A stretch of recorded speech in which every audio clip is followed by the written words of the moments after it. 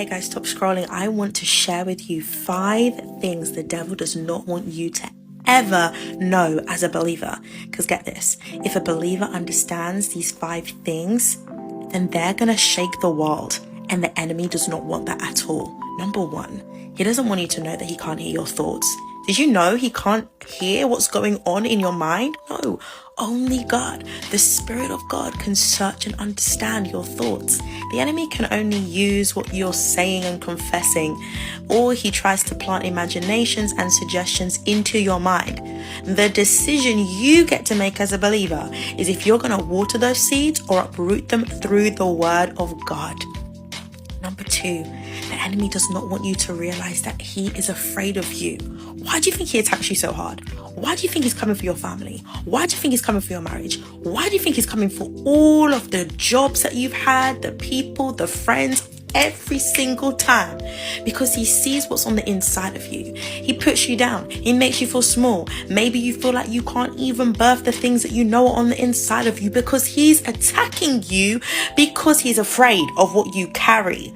God has given you so many wonderful treasures for you to reveal his glory to the earth. No wonder he's petrified of that being shown to the world and fights you so hard to shut it down. And that leads me on to number 3, because his favorite tactic is fear. Every time you experience fear, you know who the source is, because it's not from God. God gives us boldness. God doesn't use fear to work through us. God uses boldness. God uses conviction. God comes and speaks through love. The enemy uses fear and intimidation and anxiety to twist his will and way into the world. Now, I want to share with you number 4, because this one's mega huge. Guys, the enemy doesn't want you to know that you are forgiven. Can you believe it? You're forgiven for your past. You're forgiven for your mistakes. You're forgiven for the things that you've done that you can't even forgive yourself from sometimes. Why? Because the blood speaks a better word and has cleansed you from your past. You are a new creation.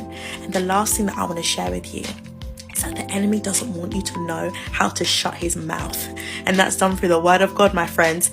When you get the Word of God in your mouth, the enemy runs away with his tail in between his legs. He's absolutely petrified of the child of God who has their lips burning with the sword of truth. You know, when Jesus was in the wilderness, he used the Word of God. The enemy couldn't handle it. He had to get out. So if the enemy's tormenting you with lies, let me give you a key today, my friends. Use the Word of God and torment him with truth.